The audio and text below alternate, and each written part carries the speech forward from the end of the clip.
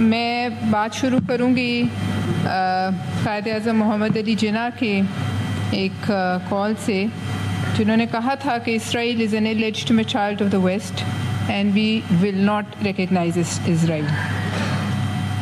اس کے بعد آپ جناب چیئرمین آ جائیے، ہماری پارٹی پاکستان پیپلز پارٹی اور فلسطین کا کیا رشتہ ہے؟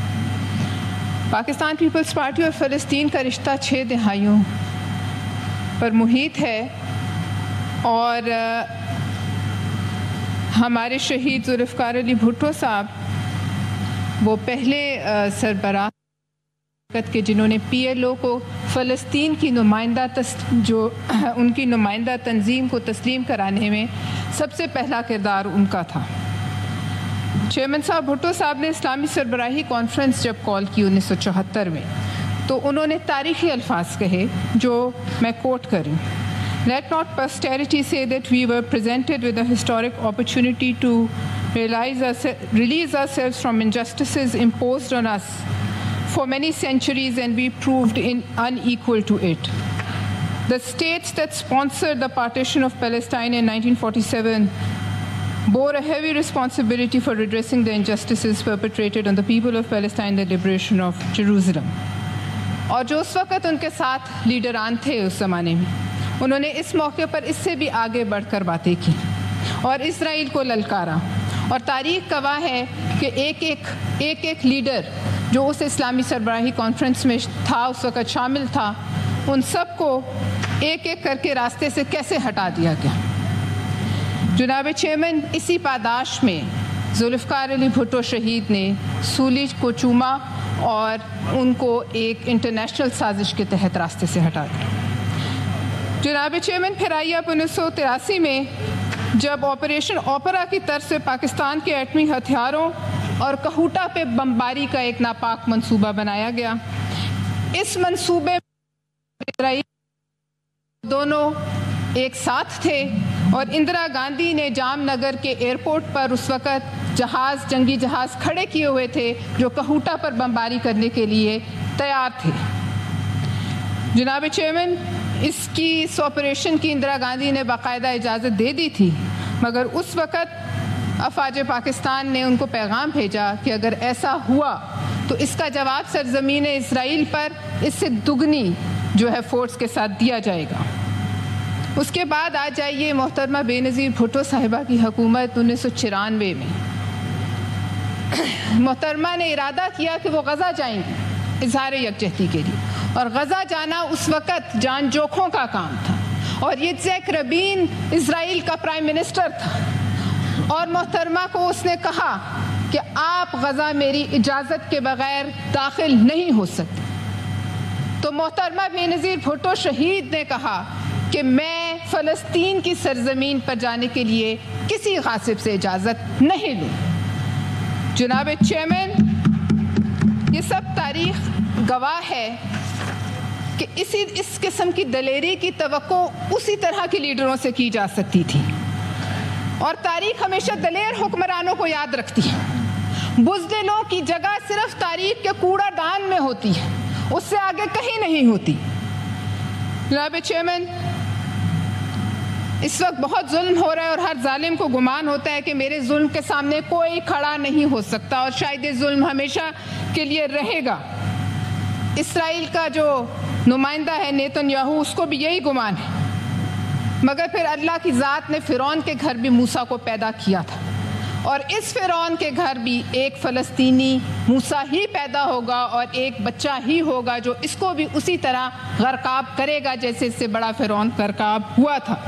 لیکن افسوس کی بات ہے جناب چیئرمین کہ وہ عرب حکمران جن کے پڑوس میں ان کے جھرمٹ میں یہ خون کی ہولی کھیلی جا رہی ہے، اور مسجد الاقصیٰ کے بچوں کو اس بے دردی سے شہید کیا جا رہا ہے کہ فلسطین کی سرزمین کا شاید کوئی کونا یا کوئی انچ ہو جو لال نہ ہو، وہ خاموش ہیں۔ اور یہ وہ حکمران ہیں جناب علی جن پر اللہ تعالیٰ کا اتنا انعام و اکرام ہے کہ جہاں یہ قدم رکھتے ہیں اس کے نیچے سے تیل کے جھرنے پھوٹ پڑتے ہیں، تیل کی نہریں بہہ اٹھتی ہیں، اور اس میں ان کا اپنی قابلیت اور کمال کوئی نہیں، یہ صرف اللہ کا کرم ہے اور فضل ربی ہے، مگر پھر بھی وہ خاموش ہیں۔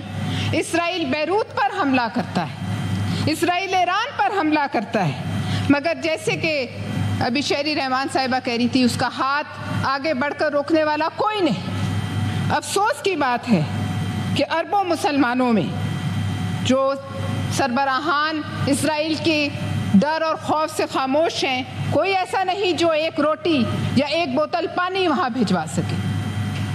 جناب چیئرمین، وہ مسلمان سربراہان جو خوف کی وجہ سے خاموش ہیں، وہ یاد رکھیں کہ چراغ سب کے بجھیں گے، ہوا کسی کی نہیں، اور نیتن یاہو کا ہاتھ ان سب کی گردنوں پر بھی جائے گا۔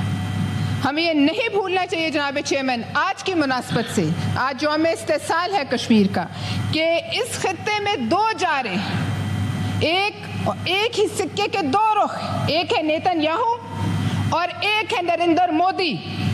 اور کیا یہ ایک اتفاق ہے کہ جو اسلحہ فلسطینی بچوں کو، فلسطینی ماؤں بہنوں کو، فلسطینی بھائیوں کو، ان کو شہید کرنے کے لیے، ان کے جسم کے چیتھڑے اڑانے کے لیے استعمال ہوا، اس میں بھارتی اسلحہ شامل تھا؟ یہ کوئی اتفاق نہیں جناب چیئرمین، یہ پاکستان کو میسج ہے۔ میں سمجھتی ہوں کہ پاکستان اسرائیل کی نظر میں آج تک کھٹکتا ہے، اور پاکستان کا نیوکلیئر پروگرام اسرائیل کو کسی صورت قبول نہیں، اور انہوں نے اس بات کا پچھلے سال نیتن یاہو نے اس پر بیان بھی دیا تھا، جس کے نتیجے میں دفتر خارجہ نے 20 اکتوبر 2023 کو نیتن یاہو کے اس بیان کے بارے میں کہا، اس کا جواب دیا۔ میں سمجھتی ہوں وہ جواب کمزور تھا، اور میں سمجھتی ہوں آج بھی دفتر خارجہ نے جو رسپانس دیا اس کو زیادہ مضبوط ہونا چاہیے تھا۔ جناب چیئرمین، سوچنے کی بات یہ ہے کہ کیا وجہ ہے کہ اسرائیل بھارتی اسلحہ استعمال کرنے کی اجازت دے رہا ہے؟ اسرائیل کے پاس جدید اسلحہ اور بھارتی اپنے اسلحے کی کوئی کمی ہے کہ وہ بھارتی اسلحے کو استعمال کریں؟ یہ ایک گٹھ جوڑ ہے، اور اس گٹھ جوڑ پہ ہماری نظر ہونی چاہیے۔ جیسے کہ کہا گیا، عالمی عدالت انصاف کہتی ہے حملے روکو، لیکن اس کے فیصلے ردے کی ٹوکری میں پھینکے جاتے ہیں۔ UN نامی تنظیم کی کوئی حیثیت نہیں، OIC مردہ ہو چکی، اور اگر ان میں کچھ غیرت ہو تو وہ خود ہی تحلیل ہو جائے۔ ان کا کوئی حیثیت نہیں، ان کے الفاظ کی کوئی حیثیت نہیں، وہ جو مرضی کہتے رہیں، اس کی کوئی حیثیت نہیں، کیونکہ وہ کچھ کر نہیں سکتے۔ کوئی شک نہیں چیئرمین صاحب کہ غزہ آج کا کرنے ہواری کوئی طاقتور حضرت امام حسین رضی اللہ تعالیٰ عنہ کے ہاتھ جو ہے مضبوط کرنے آگے نہیں پڑا تھا۔ آج بھی کسی مسلمان حکمران میں ہمت نہیں۔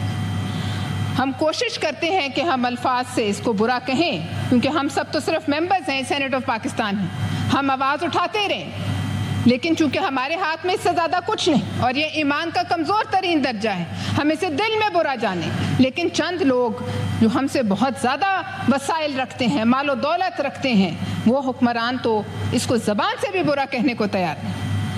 جناب چیئرمین، اسماعیل ہانیہ ان تاریخی لیڈروں میں شمار ہیں۔ ایک تو وہ شہید ہیں، وہ مر کر بھی زندہ ہیں، جو نہ صرف خود اپنی قربانی دے گئے بلکہ اپنے بیٹوں، پوتے، پوتیوں، اپنے تمام گھر والوں کی قربانی دینے کے بعد اپنی قربانی دے گئے۔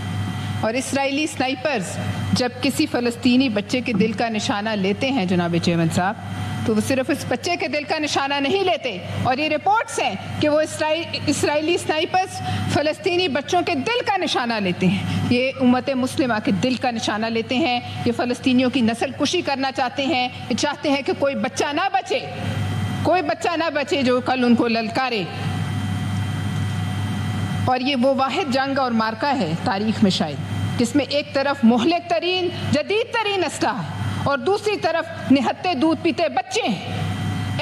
ایسا مارکہ شاید ہی شرمناک مارکہ تاریخ نے کبھی دیکھا ہو۔ جناب چیئرمین صاحب، آج یوم استحصال کشمیر ہے، لیکن ایک بات میں کہوں گی، آج ایک چھوٹی سی خوشخبری ہے کہ پاکستان کی ایک دشمن حسینہ واجد بھاگ کے بھارت میں پناہ لینے پہ مجبور ہو گئی۔ انشاءاللہ مودی اور یہ نیتن یاہو اور اپنے بغل بچے مودی کے بھارت میں وہ وقت دور نہیں ہے کہ یہ وہاں جا کر پناہ لینے پر مجبور ہوگا۔ بہت شکریہ۔ چیئرمین سینٹ یوسف رضا گیلانی کی زیر صدارت سینٹ کا اجلاس جاری ہے. پرویز شاہ خان اظہار خیال کریں گے. انہوں نے کہا کہ افسوس کی بات ہے عرب حکمران فلسطینیوں کی نسل کشی پر خاموش ہیں. مسلمان حکمران جو خوف کی وجہ سے خاموش ہیں وہ بھی اس ظلم کا شکار ہو سکتے ہیں.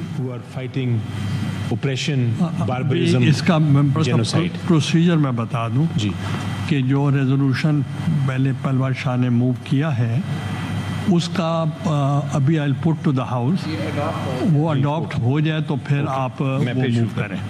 ویسے عرفان صدیقی صاحب آپ بولنا چاہیں تو مجھے کوئی اعتراض نہیں, مگر رولز اور پروسیجرز کے مطابق if it is not opposed تو then you have to put to the house, اور یا منسٹر کنسرن اس کو ایکسپلین کرے گا.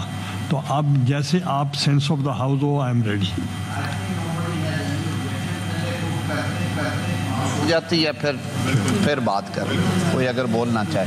نہیں, بولنا چاہنے کا یہ ہوتا ہے کہ پروسیجر یہ ہے کہ اب پھر جب کسی نے اپوز ہی نہیں کیا then the minister will speak اگر if he wants to, otherwise I put to the house. یہ resolution it's not opposed. I now put the resolution before the House. Those who are in favor of the resolution may say aye. Those against it may say no. I think the ayes have it. The ayes have it. The resolution is passed unanimously. Now